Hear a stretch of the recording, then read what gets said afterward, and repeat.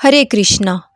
माघ मास के शुक्ल पक्ष की एकादशी को जया एकादशी के नाम से जाना जाता है।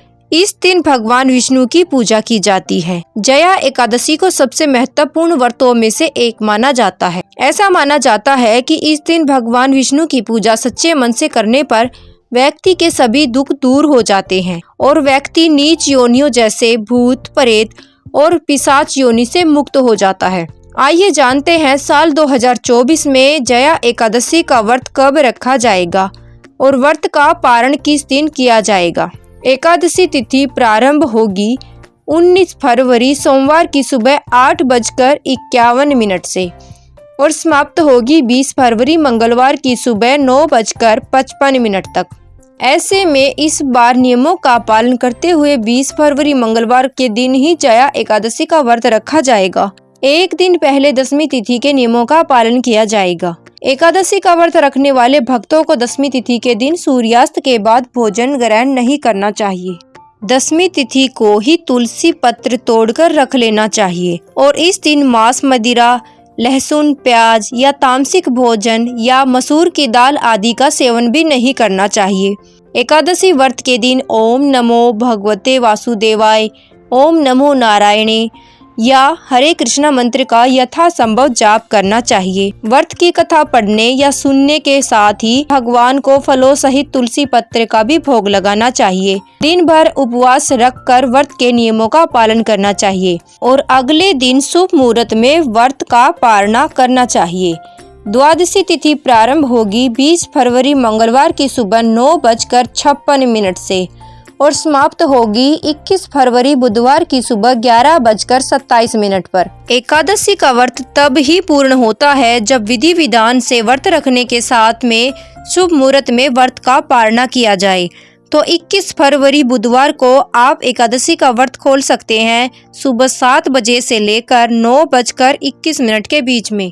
व्रत का पारणा करने से पहले भगवान को शुद्ध सात्विक भोजन का, पीले मीठे चावलों का या तुलसी पत्र के साथ ही तिलों का भी भोग लगाना चाहिए। मौसमी फल जैसे केला, आंवला या बेर का भोग भी बहुत ही शुभ रहता है और इन्हीं फलों को या इन्हीं प्रसाद को सबसे पहले ग्रहण करके आपको अपने व्रत को खोलना चाहिए। व्रत का पारण करते समय सबसे पहले तुलसी पत्र या जल को मुख में डालकर उससे व्रत का पारणा करने के बाद कुछ समय के बाद आप शुद्ध सात्विक भोजन ग्रहण कर सकते हैं।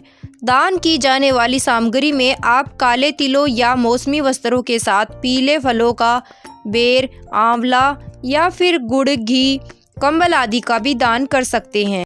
इसी व्रत के संबंध में एक बार धर्मराज युधिष्ठिर को भगवान श्री कृष्ण ने एक कथा सुनाई, जिसके अनुसार कालांतर में देवराज इंद्र नंदनवन में अप्सराओं संग विहार कर रहे थे। गंधर्वों में पुष्पदंत और उसकी कन्या पुष्पवती, चित्रसेन और उसकी पत्नी मालिनी सहित उसके 2 पुत्र पुष्पवान और माल्यवान भी उपस्थित थे।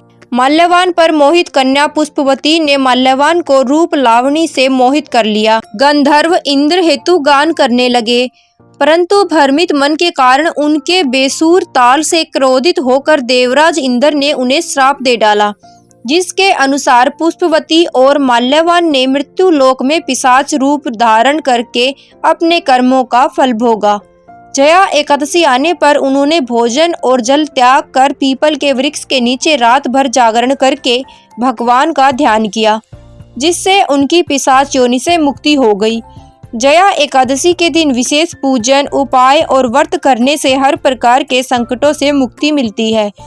इस व्रत को धारण करने से व्यक्ति को अंत में मोक्ष की प्राप्ति होती है और ऐसा व्यक्ति अपने पितरों का भी उद्धार कर देता है।